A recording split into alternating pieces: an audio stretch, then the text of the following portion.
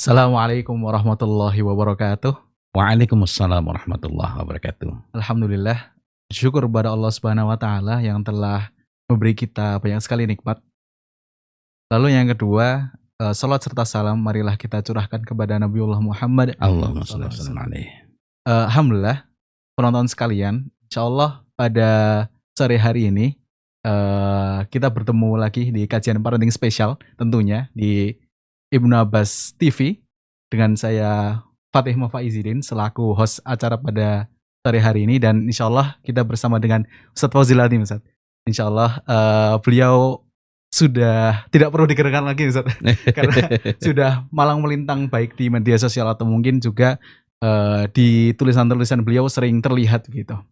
Alhamdulillah pada sore hari ini ataupun pagi, siang, malam yang mungkin para pendengar waktu ketika mendengarkan ini lah. Semoga dalam waktu-waktu tersebut selalu ada keberkahan di dalam kegiatannya.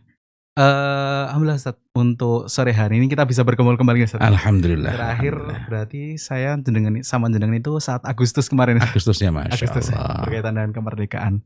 Ya. Hari ini sehat Ustaz? Alhamdulillah sehat. Ya. Alhamdulillah. Alhamdulillah. Alhamdulillah.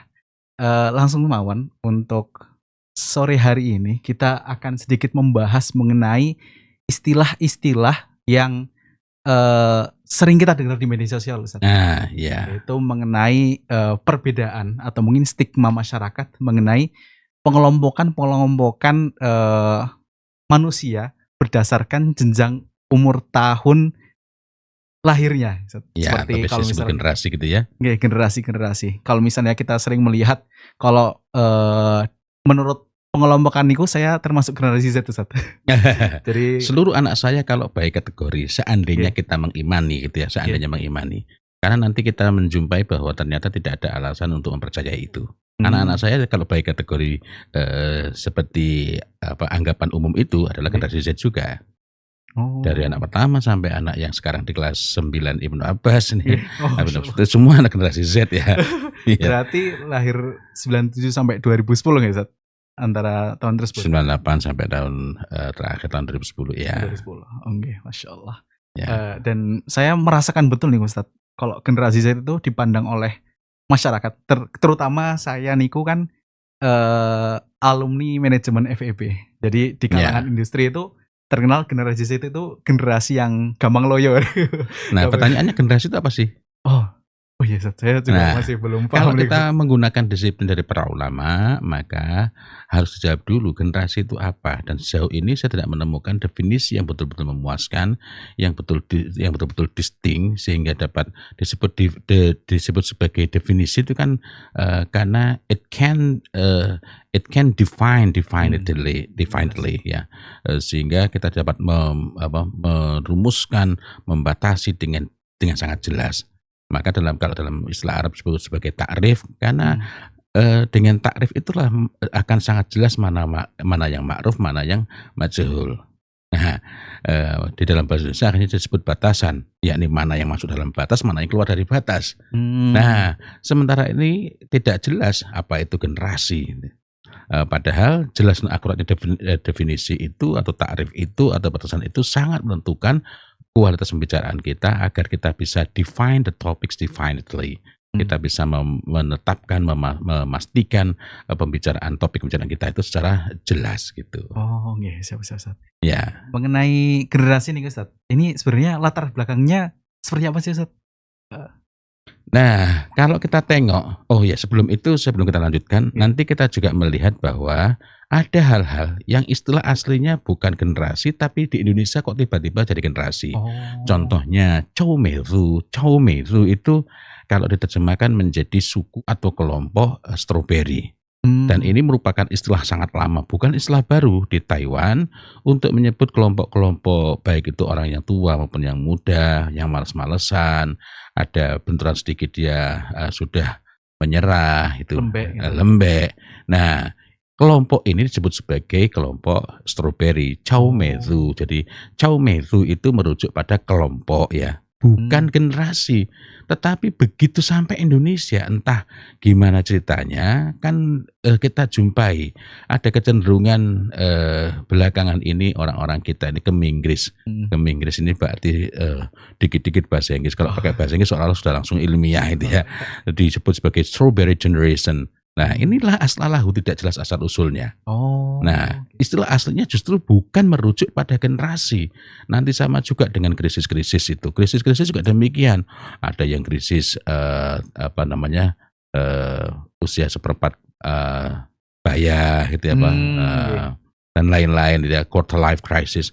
Yang ini awalnya adalah judul novel, kemudian dijadikan sinetron.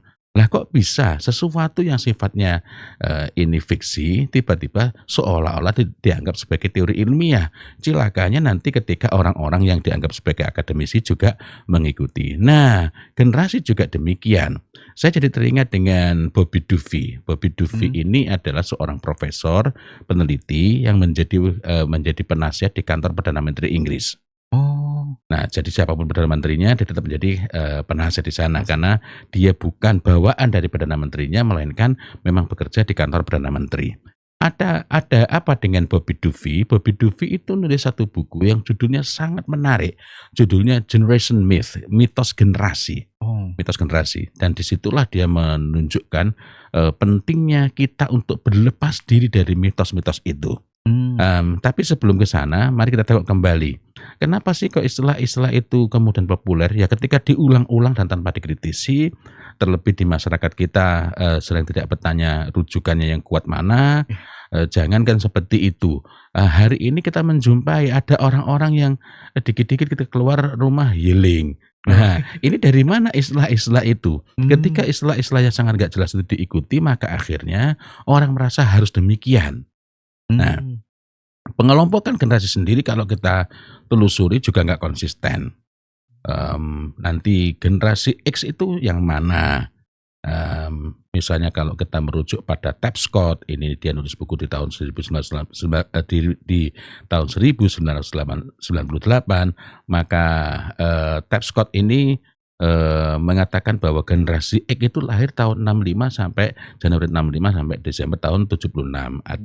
Artinya rentang masa generasi X itu 12 tahun. Tetapi nanti kalau kita tengok di orang lain, generasi X itu misalnya dari Howe and Strauss itu tahun 2000 mengatakan bahwa kalau di Howe and Strauss dia nggak menyebut generasi X tapi milenial. Milenial itu juga berbeda-beda. Misalnya di dalam Lancaster dan Stillman ini tahun 2002 nulis bukunya, dan generasi X itu lahirnya tahun 65 sampai tahun 80, berarti kan selisihnya 5 tahun. Lalu kalau Martin and Tulgan juga tahun 2002 itu mengatakan bahwa generasi X itu lahirnya tahun 65 sampai tahun 77. Sementara nanti pakar karena tidak sedikit yang sebenarnya bukan pakar, lalu dianggap pakar, novelis gitu ya. Itu nanti disebut lahirnya generasi X itu lahir tahun 60 ya, lebih awal 5 tahun sampai tahun 80.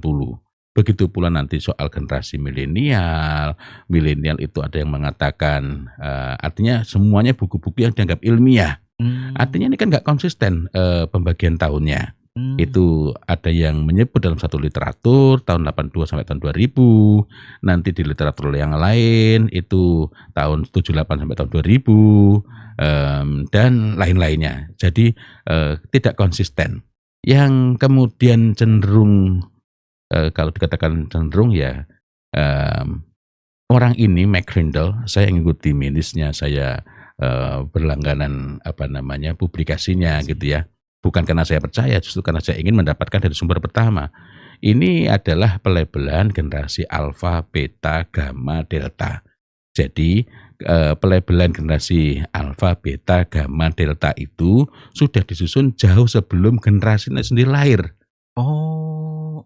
Menarik banget. Jadi gini, generasi yang lahir sampai 31 Desember tahun 2024 jam 23:59 titik 259, jadi kurang 1 detik sebelum jam 00 itu adalah generasi alfa. Alpha. Sementara yang lahir jam 00:00:01 itu adalah generasi beta.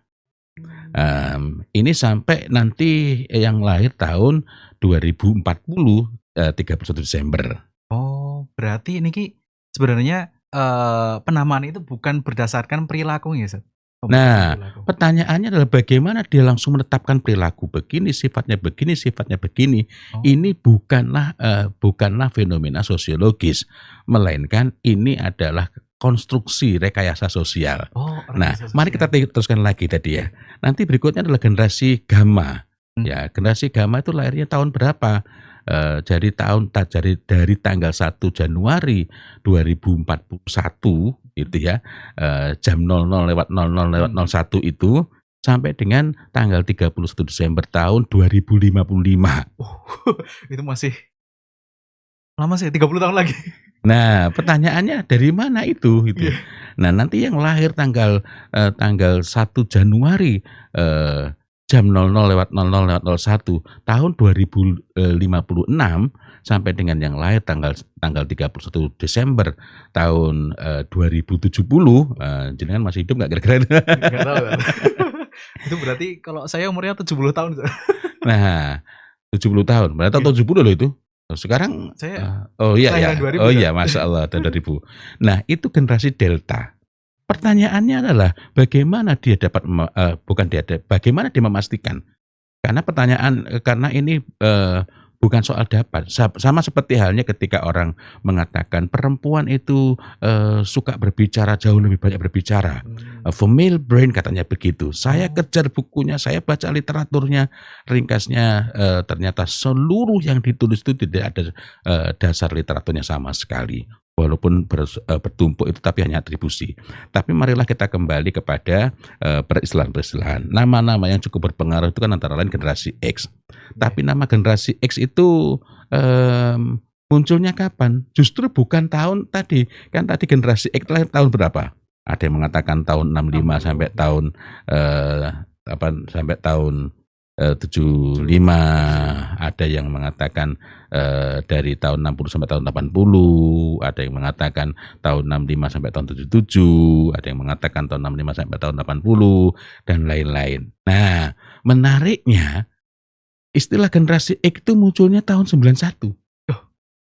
Kok lucu ya? Nah, agak menarik nih. Dan generasi X ini bermula dari Douglas Coupland. Douglas Coupland ini seorang novelis, dia ngarang fiksi, judulnya dia ngarang buku gitu judulnya Generation X, Tales for an Accelerated Culture.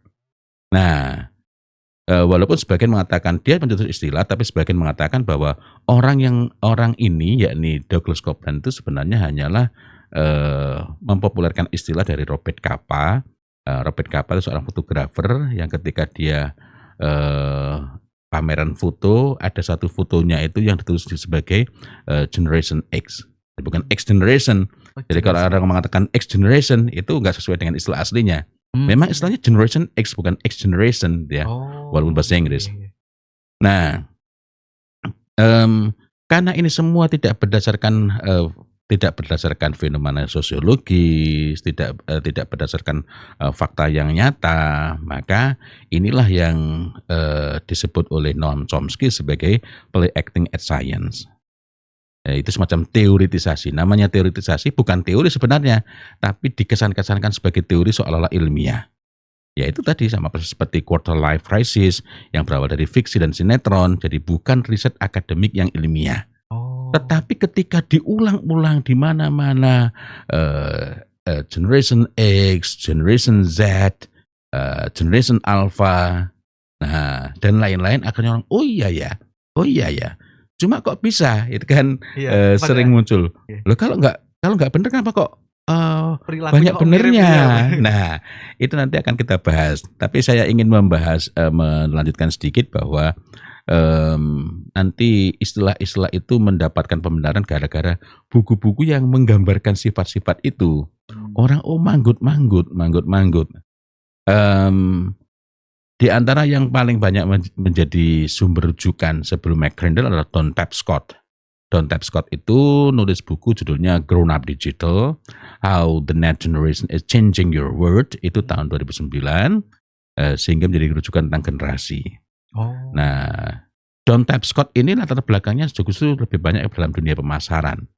Oh, Nah, yang berarti ini salah satu strategi beliau untuk memetakan pasar atau bukan gimana? memetakan pasar, Oh, bukan. menciptakan pasar. Menciptakan? Iya, Oh. jadi lu ngaku generasi X, lu ngaku generasi Z, nggak gitu. Bukan Z namanya. Jadi ini kan akhirnya anak-anak itu melakukan identifikasi diri. Oh.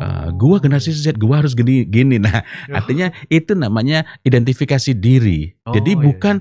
bukan sifat aslinya begitu, melainkan kok saya generasi gini sifatnya nggak gini sih. Akhirnya dia berusaha menyesuaikan. Nah, adapun mengenai gambaran-gambaran generasi kok bener sih, itulah yang disebut sebagai Barnum Effect. Barnum Effect itu apa? Mohon maaf jadi banyak istilah ini. Betul, Ustaz. Malah bagus sih. Jadi Barnum Effect itu persis gini loh.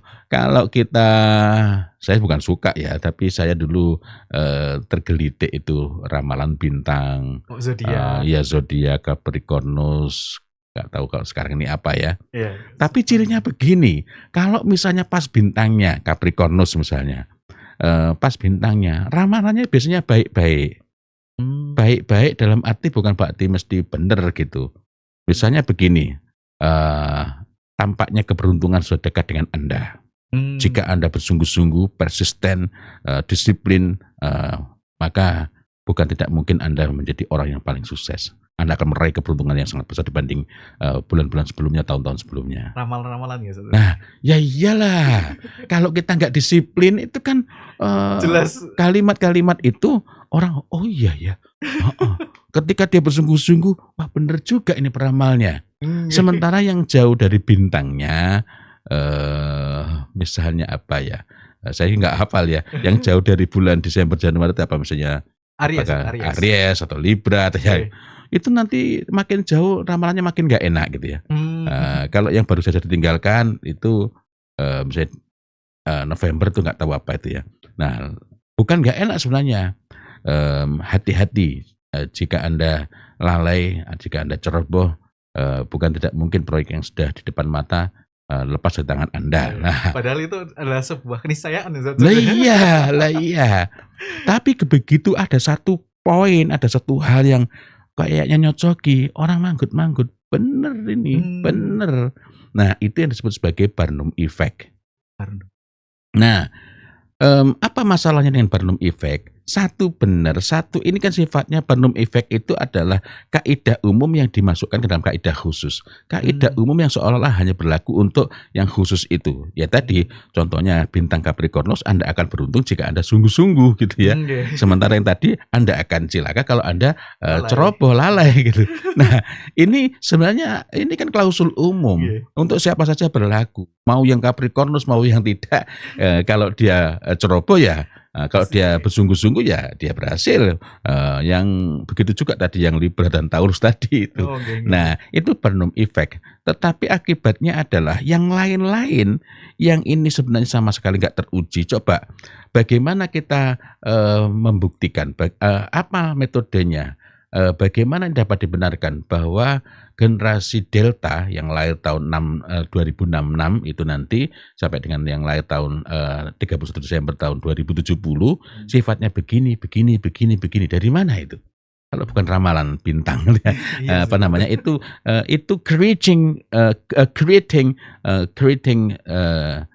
social concern, jadi engineering of concern, rekayasa persetujuan.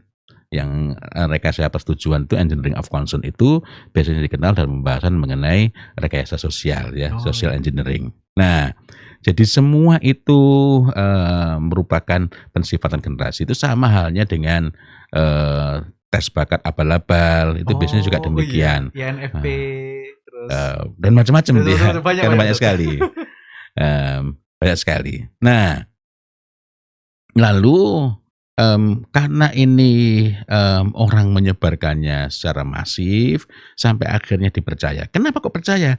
Karena budaya untuk mengecek literatur dan ketika ada buku itu mengecek ini benar ilmiah enggak? Itu rendah di masyarakat kita.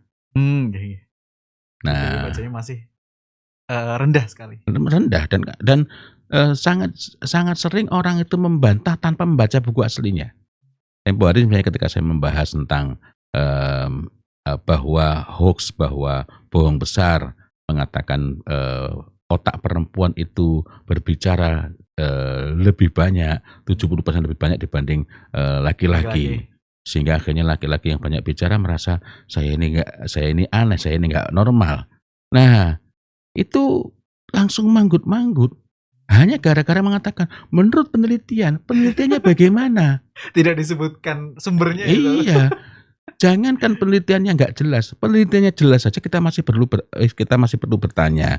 Perlu cross check. Iya, standar galatnya seperti apa, ini reliable apa tidak, ini valid apa tidak, alat ukurnya ini tepat apa tidak, apalagi yang nggak pakai itu semua. Itu. Nah, lalu ada buku yang menjadikan buku ini sangat berpengaruh. Judulnya The ABC of XYZ yang ditulis oleh Max McCrindle. Max McCrindle ini orang Australia. Jadi The ABC of XYZ, Understanding the Global Generations, memahami generasi global. Ini terus bersama dengan Emily Wolfinger. Ini tahun 2009. Nah, kalimat yang ditulis oleh McCrindle ini agak lucu-lucu itu. Dia mengatakan, this was the first generation truly growing up digital from the youngest age and a global generation amidst uncertain times. We're not going back to the start. Saya nggak fokus di sini. Kemudian yang ingin saya paparkan adalah this is the beginning of a whole new reality. Ini adalah permulaan dari realitas baru secara keseluruhan. Dan therefore karena itu I wanted to move away from that idea and I just put forward the concepts of let's go with scientific naming. Dan mari kita mulai menggunakan scientific name, penamaan yang ilmiah, which is yakni using the Greek alphabet, menggunakan alfabet Yunani. Pertanyaannya adalah bagaimana bisa hanya karena dikasih nama dengan alfabet Yunani otomatis ilmiah? Iya enggak? Iya. Harusnya aneh ya. Iya. Jadi kalau saya bacakan kira-kira Indonesianya, ini adalah generasi pertama yang benar-benar tumbuh secara digital, yakni generasi alfa itu sejak usia muda dan generasi global di tengah masa yang tidak menentu. Kita tidak akan kembali ke awal katanya. Ini adalah awal dari realitas yang sama sekali baru dan oleh karena itu saya ingin menjauh dari ide itu dan saya hanya mengajukan konsep mari kita gunakan penamaan ilmiah yakni menggunakan alfabet Yunani. Nah, lalu setelah itu diklaim bahwa seluruh penamaan dia itu ilmiah gitu. Nah, karena dikatakan bahwa ini ilmiah, padahal sesuatu dikasih istilah Yunani itu tidak otomatis. Tidak otomatis kalau Alfamart itu yang ilmiah, Indomart tidak. Kan yang Alfamart itu alfa kan pakai istilah Yunani gitu. Nah, istilah-istilah itu berarti tidak hanya memengaruhi Indonesia saja ya, Ustaz? Memang tidak hanya Indonesia, banyak yang terpengaruh itu, tetapi yang tidak terpengaruh itulah justru yang beruntung, ya. Oh iya ya. Nah, tadi saya mengatakan bahwa yang dikatakan inilah generasi pertama yang dimaksud titik tekannya pada generasi beta ya. Generasi beta itu yang lahir tanggal 1 Januari 2025 gitu ya. Ya. Nah, walaupun yang generasi alpha dikatakan juga digital nature, tetapi kalau generasi beta dikatakan sebagai tech savvy. Nah, pertanyaannya apa sih masalahnya dengan sebutan-sebutan itu? Ambil contoh tadi.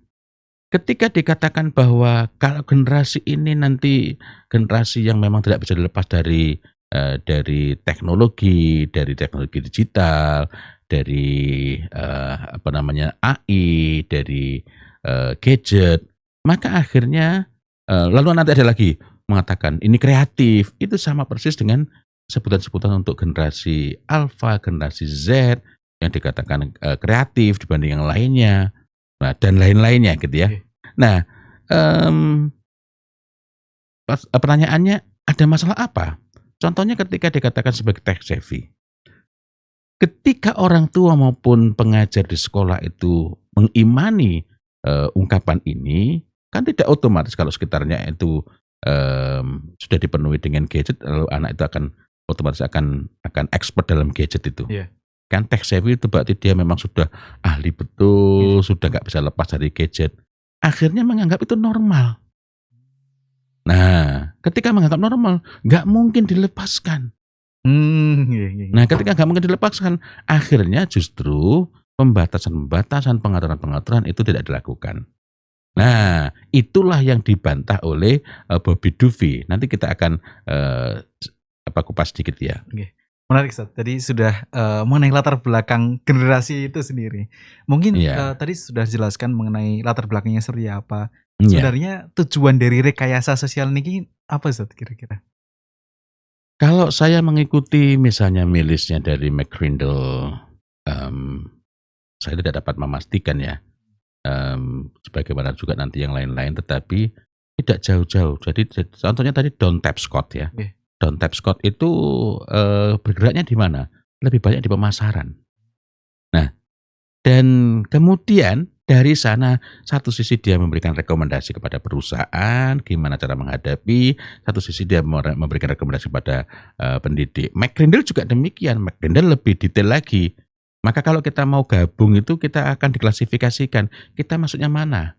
Kita gabung di kelompok jurnalis, kelompok pendidik, orang tua, atau perusahaan. Nah, jadi kalau kemudian semuanya itu mengikuti perintahnya McCrindle, ya akhirnya terbentuklah pasar akhirnya manggut-manggut. Bener juga kalau mengikuti si Crindle ini kan. Nah, itu jadi urusannya banyak dengan menciptakan pasar baru. Begitu pula dengan Don Tapscott tadi itu. Don Tapscott. Dan begitu juga nanti ketika Jane M. Twenge PhD dia yang nulis buku judulnya I Can, Why Today's Super Connected Kids Are Growing Up Less Rebellious, More Tolerant, Less Happy, and Completely Unprepared for Adulthood, and What That Means for the Rest of Us. Akhirnya, oh iya, anak saya memang kurang persiapan.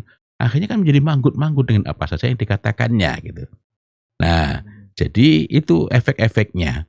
Nah, dari situlah maka pertanyaan tadi membuat saya ingin bersegera membahas tentang Bobby Duvie. Jadi Bobby Duvie tadi untuk pengenalan ulang, Bobby Duvie itu adalah profesor Professor of Public Policy, jadi profesor di kebijakan publik and direktur of the Policy Institute at King's College London. Oh, London. Ya, nah dia nulis buku Generations, Does When You Were Born Shape Who You Are.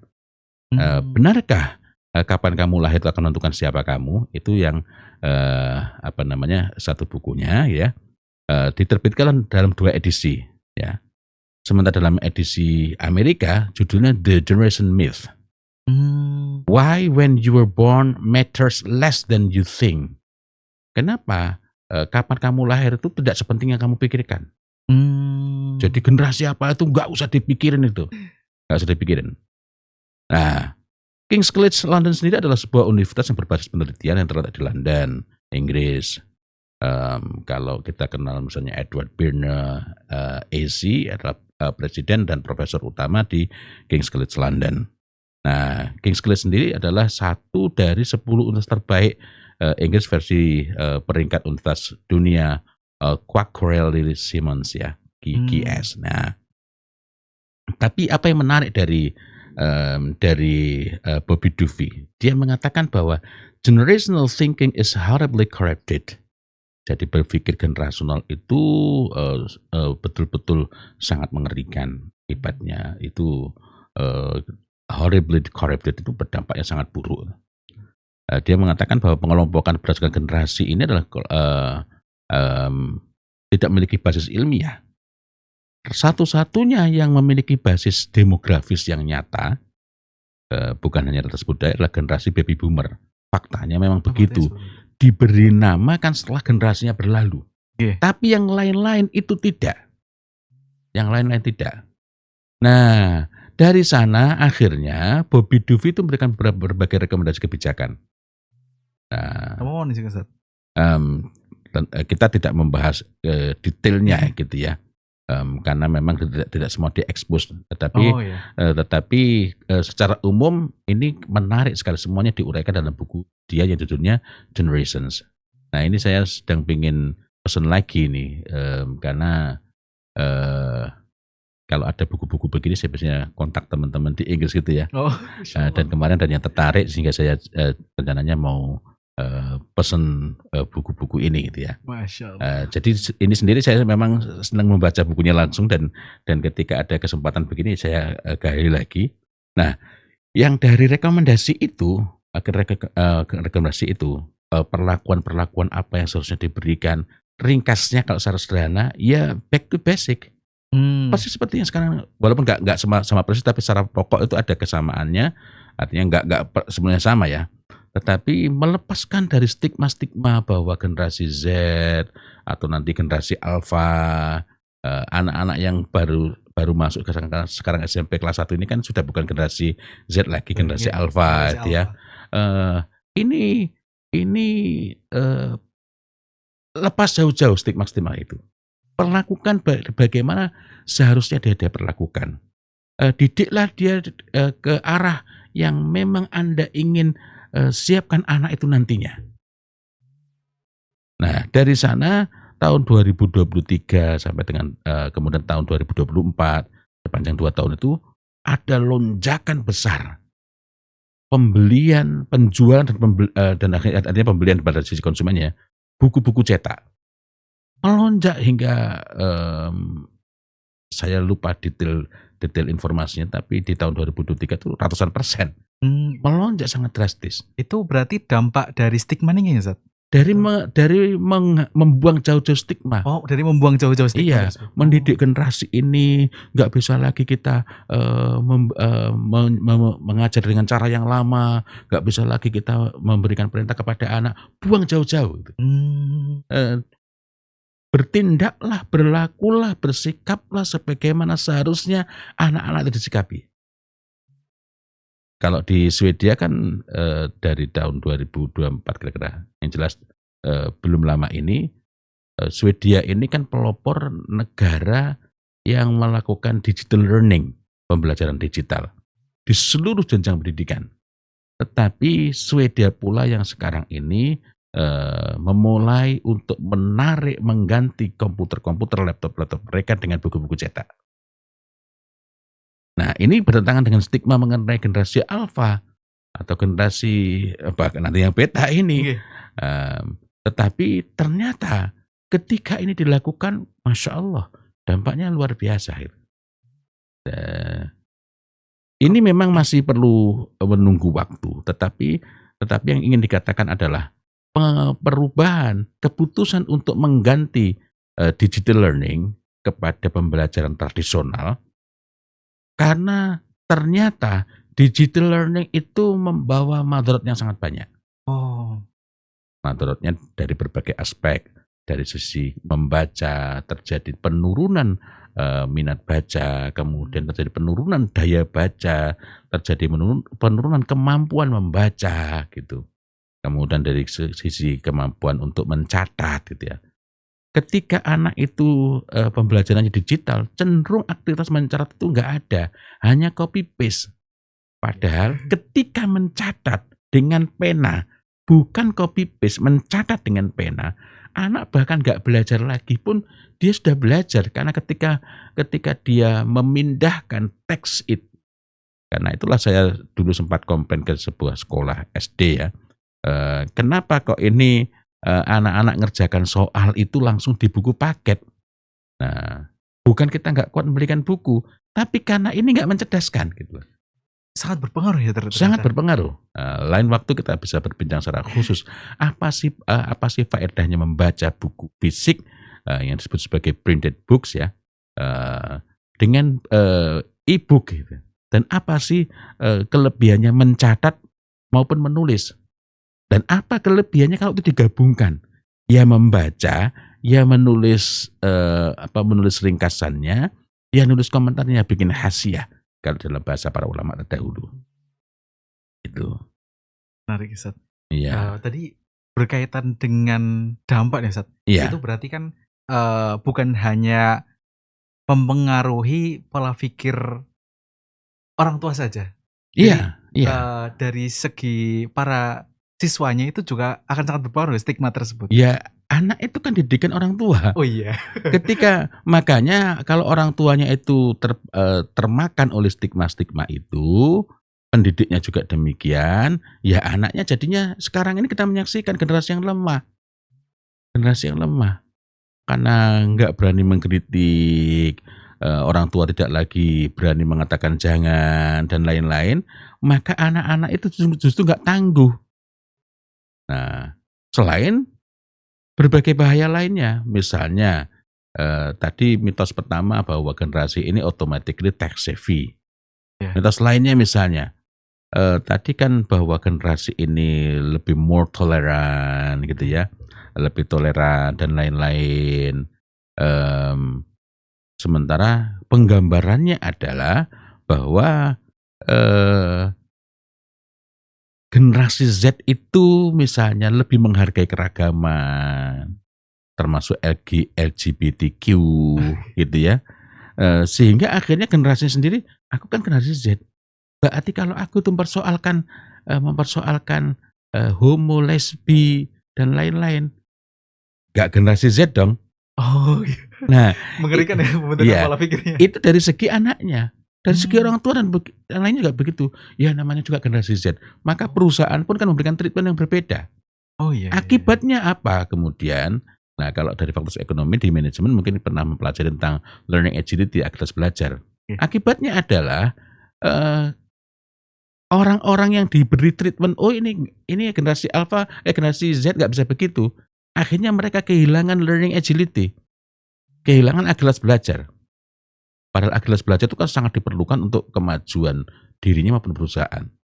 Agilitas belajar sendiri kalau kita ingat kan, ada 4 aspek di dalamnya. Bukan semuanya ya, 4 yang pokok ini adalah, pertama adalah mental agility, dia itu mampu menghubungkan berbagai hal yang, kayaknya nggak berhubungan tapi saling berhubungan, Mhm. hal-hal yang rumit itu tetap dia mampu menikmati, dan kemampuan untuk menghubungkan berbagai hal ini lebih mudah ketika anak diajari mencatat dengan pena dan buku. Oh, masya Allah. Dan mempelajarinya, guru nuliskan, di papan tulis, itu merupakan proses di mana huruf demi huruf ini kan keluarnya nggak serentak gitu ya. Oh, nggih. Nah, ada proses mencerna. Jadi pada saat mencerna sendiri ada proses mencerna gitu ya, mencerna, processing. Nah, ini contoh. Nah, contoh lain karakteristik generasi alfa misalnya antara lain, eee, gaming generation alpha is highly competent at playing digital games and uses creativity to design and develop them. Sehingga mengatakan, "Ya, kalau generasi kita kan lain, generasi kita dulu mainnya teklek, anak-anak sudah biarlah begitu." Padahal ketika anak-anak itu main game akan mudah mengalami kecanduan. Tadi pagi sebelum ke sini, saya biasanya tiap Rabu kan saya datang ke, apa namanya, Omah Dakwah Media. Nggih. Tapi tadi saya enggak datang. Nah, ada orang tua yang mengkonsultasikan. Tentu saja ini saya nggak boleh, membahas ya, siapa-siapanya. Nggih, Tetapi ini, kasusnya. erat kaitannya juga dengan interaksi terhadap gadget itu. Nah, dan banyak lagi yang bermula dari, stigma-stigma itu. Oh, masya Allah. Berarti memang dampak stigma ini, eee, lumayan besar ya? Bukan lumayan lah, sangat besar ya? Iya, iya. Di dunia Kalau pendidikan, di pendidikan sekolah maupun pendidikan di rumah gitu. masya Allah. Kalau menurut Ustadz nih, bagaimana sih langkah kita terutama baik secara individu sebagai Iya, peserta didik atau mungkin masyarakat yang, masyarakat Indonesia lah terutama ya, iya, bagaimana membebaskan dari stigma nih Ustadz?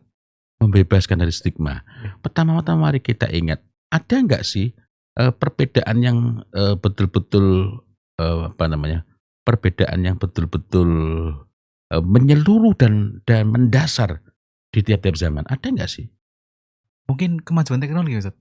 Atau Kemajuan teknologi, memangnya dulu nggak ada kemajuan teknologi? ada sih, ada perubahannya? Iya, iya. Lalu yang pertama, anak ketika lahir di zaman ini, dengan yang lahir di tahun 2070, tahun terakhir generasi Delta, gitu ya, kalau kita masih hidup, maupun yang lahir tahun 1970 atau 1972, saya itu 1972, apakah ketika lahir mereka berbeda? Masih sama-sama Enggak. manusia. Hal mendasarnya adalah kalau kita mengacu pada hadis, laisa min mauludin yuladu illa ala hadhil fitrah. Kata laisa min mauludin itu memberikan garansi bahwa kullu mauludin yuladul fitrah itu maknanya tidak ada satupun di antara anak-anak yang lahir itu kecuali lahir di atas fitrah ini. Artinya garansi. Sehingga begitu kita meyakini hadis-hadis itu, konsekuensinya apa? Tidak ada kepercayaan mengenai stigma nih, Ustaz. Ya nggak boleh percaya. Nggak boleh percaya. Mereka itu berbeda bukan karena generasinya, tetapi karena fa'abawahu, kedua orang tuanya lah. Karena itu orang tuanya jangan ikut-ikutan. Mulai dari orang tua, Ustaz. Nah, begitu pula ketika sekolah, lembaganya, gurunya juga jangan ikut-ikutan dalam stigma-stigma itu. Dan jangan menyibukkan diri berbicara generasi Z. Kan sekarang ini banyak sekali gitu. Iya, sekali. Generasi Alpha. Karena begitu kita ikut-ikutan, nggak baca buku aslinya, nggak baca literatur aslinya, nggak tahu kronologinya, begitu kita ikut-ikutan, otomatis bermasalah. Kan berarti kita nggak memahami kondisi. Lalu kuncinya apa? Nggak ada yang berubah. Kuncinya adalah sebagaimana yang dikatakan oleh Imam Malik rahimahullah ta'ala, lan yusliha akhir hadhil ummah illa ma aslaha awalaha. Tidak akan pernah bisa memperbaiki kebahagiaan akhir dari generasi umat ini illa kecuali apa-apa aslaha, memperbaiki awalah, generasi awalnya, generasi pertamanya. Tidak ada zaman yang lebih buruk dibanding zaman jahiliyah. Tapi dari seburuk-buruk zaman itu berubah menjadi sebaik-baik generasi, yakni generasi para sahabat. Maka tools itu, perangkat itu, prinsip-prinsip itu, ajaran-ajaran itu, yakni ajaran-ajaran yang dibawa oleh Nabi Allah Muhammad SAW masih berlaku. Loh, sekarang kan zamannya digital, zamannya gadget. Ada apa dengan gadget? Informasi berlimpah ruah, sederhana. Kalau begitu apa hal penting yang harus disiapkan? Nah, terhadap informasi yang nggak jelas itu harus ada filter, Ustaz. Nah, perintah Qur'annya gimana? Kalau ada datang informasi dari orang fasik, fatabayyanu. Oh, fatabayyanu. Nah, tapi untuk memperjelas, untuk tabayyun itu perlu ilmu enggak? Perlu. Maka karenanya kaidah dasarnya juga tetap tidak berubah. Tidak berubah itu bagaimana? Yakni kita perlu memastikan diri kita sebagai orang tua maupun anak-anak kita ini, kita besarkan mereka, kita didik mereka agar mereka itu menjadi penuntut ilmu ala sabilin najah, muta'allim ala sabilin najah. Ini sebagaimana yang diingatkan oleh Ali bin Abi Thalib radhiyallahu an, an-nasu salasah, manusia ada 3 macam. Alim Rabbani. Alim Rabbani itu berarti orang yang saya belum tahu di dalamnya. Kemudian yang kedua adalah muta'allim ala sabilin najah, penuntut ilmu yang berada di atas jalan kesuksesan, jalan keselamatan. Kemudian yang ketiga adalah orang awam yang adba'u kulli na'iq, orang awam yang mengikuti setiap yang sedang viral, setiap yang sedang topik. Belajar ini belum tuntas, belajar ini belum tuntas, belajar ini. Nah, orang-orang yang kayak gitu itu, siapapun itu, walaupun bicara agama atau apapun itu, kalau cara belajarnya kayak gitu, ada generasi alfa langsung geruduk, generasi Z geruduk, generasi beta geruduk, maka dijamin dengan 3 keburukan. Yamiluna ma'akul lirih, mengikuti kemana angin bertiup. Itu dijamin. Begitu kita ini mudah ikut-ikutan, sumbernya nggak jelas, terus ikut-ikutan, pasti yamiluna ma'akul lirih, mengikuti kemana angin bertiup. Artinya bukan kita yang meniup, kita yang ditentukan. Oh, ditiup ke sini, ditiup ke sini, ditiup ke sini. Ya. Kemudian yang kedua, lam yastadhi'u binuril ilmi. Tidak diterangi dengan cahaya ilmu, dengan cahaya agama. Walaupun dia belajar agama yang banyak, pengetahuan agamanya banyak, tetapi pengetahuan agamanya itu tidak memberi pengaruh pada dirinya, tidak memberi bekas pada dirinya, gitu ya. Kenapa? Ini nggak matang, ini nggak matang, ini nggak matang. Contoh, saya pernah terperangah ketika mendengar, gimana saat menghadapi anak yang sudah balik tapi belum akil, kok bisa muncul perkataan begini? Kok bisa muncul perkataan begini? Ini perkataan yang sangat aneh. Ini perkataan yang sangat aneh, gitu ya. Tapi ini contoh saja. Ya. Kemudian yang ketiga, dampak kalau kita itu ngikuti yang begini-begini. Ya stigma ataupun bukan, tapi kalau cara belajar kita itu melompat-lompat ya, cara belajar kita itu mengikuti setiap yang sedang viral, setiap yang sedang trending topik, ya miluna atba'u kulli naik, mengikuti setiap yang sedang berteriak, maka kita akan berada pada kondisi itu. Dan yang ketiga adalah walam yalja'u ila ruknin wasiq, dan tidak berpegangan dengan pegangan yang kuat. Tuh. Landasannya mungkin ketauhidannya masih kurang gitu. Jadi seseorang itu andai kata awalnya kuat, tapi kemudian dia atba'u kulli naik, dulunya baik, sekarang ini ngikutin yang sedang viral, ada ini update terus, maka yang dulunya baik berubah. Oh, terbawa arus. Berubah sehingga dia tidak lagi memiliki pegangan yang kokoh gitu. Padahal dulunya sudah punya basic misalnya. Oh, berarti meskipun sudah ada basic tetap akan punya peluang untuk terbawa juga ya, Ustaz? Yang sibuk mengatakan generasi Z siapa? Tidak sedikit di antaranya para ustadz. Saya baru sadar. Iya enggak? Iya. Kenapa? Gak ngecek, mengikuti fatwa dari al-ustadz, dari Syekhuna Google, dari Ustadz Instagram. Iya, dari Jam'iyah Al-Facebookiyah. Jam'iyah Al-Facebookiyah. Iya. Masya Allah. Sedikit mencerahkan saya, terutama saya yang sebenarnya karena saya terlalu banyak buka Instagram ya, jadi sebenarnya saya terpengaruh nih. Dan ternyata penjelasannya seperti itu. Menarik sekali. Pembahasan mengenai generasi-generasi ini, Ki. Mungkin nih Ustaz, sebelum kita akhiri, tadi juga telah disebutkan bagaimana latar belakangnya, lalu dampaknya seperti apa, dan juga cara kita membebaskan diri dari hal-hal tersebut lah. Bahasanya ramalan-ramalan atau mungkin cara orang Barat merekayasa kita sebagai masyarakat Muslim. Mungkin ada sedikit terakhir Ustaz bagi para orang tua yang menonton channel ini atau mungkin pemuda seperti saya yang menikmati channel ini. Ini termasuk pertanyaan yang diajukan ya. Kuncinya sederhana. Setiap datang hal-hal baru, wa syarrul umuri muhdatsatuha. Jadi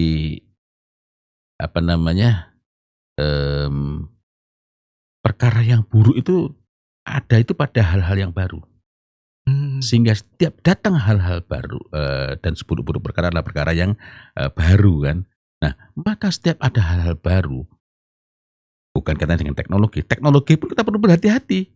Ya.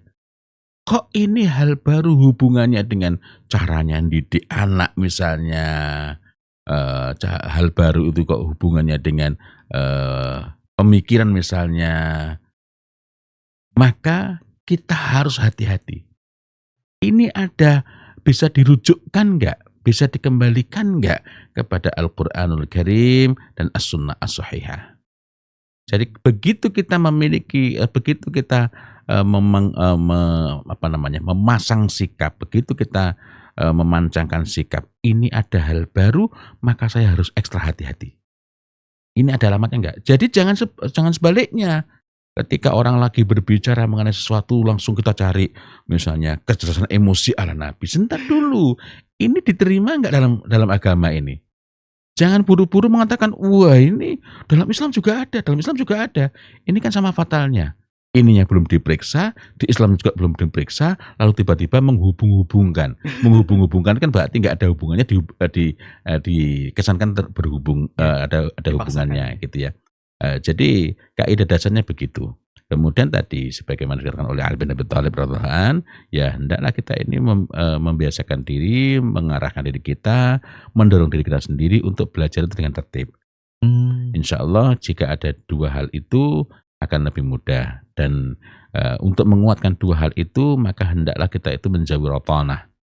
Rotanah itu adalah hal yang betul-betul diingatkan oleh Umar bin Khattab radhiyallahu an. Apa itu rotanah? Rotanah itu terbagi menjadi dua. Berbangga-bangga dengan bahasa asing. Bukan Mmm. berarti nggak boleh belajar. Saya tadi pun menggunakan beberapa bahasa Inggris kan. Oke. Nah, kita itu kalau perlu lebih ahli bahasa Inggris dibanding orang Inggris gitu ya, Mmm. kalau perlu. Tapi berbangga-bangga itu berbeda. Apa dampaknya berbangga-bangga? Begitu disebut sebagai strawberry generation langsung, ilmiah ini. Nah, kenapa? Karena kita terjajah secara mental. Nah, terjajah secara mental. Tapi terjajah secara mental itu awalnya adalah rotonah. Rotonah itu ya tadi berbangga-bangga dengan bahasa asing. Padahal bahasa asing itu tidak otomatis ilmiah.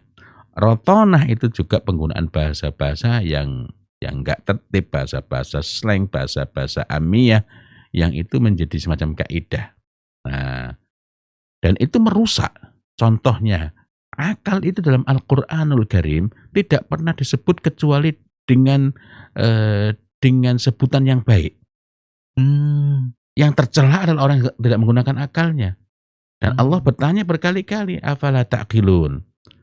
Nah, kalau di dalam Al-Qur'anul Karim tidak pernah disebut dalam bentuk yang buruk, dalam ungkapan yang buruk, maka jangan sekali-kali mengungkapkannya dengan yang buruk gitu. Mmm. Nah, ini misalnya, ini orang ini contohnya pinter, pinter dia jangan digunakan untuk hal yang buruk. Wah, repot ya, dia ini pinter ngakali. Nah, ini masalahnya dua ini. Berarti pinter itu nggak boleh. Ini kan licik tepatnya. Oh, berarti, Wah, tidak menempatkan kata-kata sesuai dengan konteksnya, Ustaz? iya. Maka dulu tertib berbahasa itu sangat penting. Wah, ini dia memang pinter ngakali hukum. Nah, berarti ini akal sendiri nggak pernah disebut dalam bentuk yang buruk, kok kita sebut dalam bentuk yang buruk? Nah, tertibnya kita itu akan memudahkan kita untuk peka. Begitu, wallahu Masyaallah. a'lam bishawab. Oke, jazakallahu khair Ustaz Amin wa atas, antum jazakumullah khairan. pencerahannya terutama kepada saya sendiri gitu. Alhamdulillah pada sore hari ini, eee, pembahasan kita sudah lumayan banyak juga dan insyaallah akan ada pembahasan-pembahasan lain terutama berkaitan dengan keilmuan Insyaallah. yang tadi sempat dibahas Ustaz, berkaitan dengan cara belajar yang baik dan sebagainya. Insyaallah Insyaallah. insyaallah. Oke, mungkin itu, sedikit pembahasan oleh Ustadz Fauzil dan, jangan lupa pada para pendengar podcast ini mungkin bisa memberikan komentar atau mungkin pertanyaan-pertanyaan sakit nggak Ustadz? Insyaallah Nanti ketika insyaallah. di-share di YouTube atau mungkin di Instagram, bisa memberikan komentar berkaitan dengan pertanyaan dan jangan lupa, subscribe di link YouTube, apabila mungkin ada yang ingin ditanyakan atau mungkin hal-hal yang ingin dibahas mengenai, keislaman berkaitan dengan pendidikan dan sebagainya mungkin akan coba kita bahas.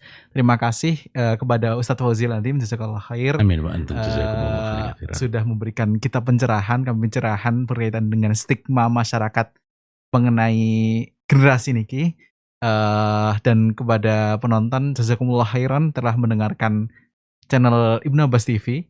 Terima kasih, kami tutup, eee, alhamdulillahirabbil alamin, subhanakallahumma wa bihamdika asyhadu an la ilaha illa anta astaghfiruka wa atubu ilaik. Terima kasih. Assalamualaikum warahmatullahi wabarakatuh. Waalaikumsalam warahmatullahi wabarakatuh.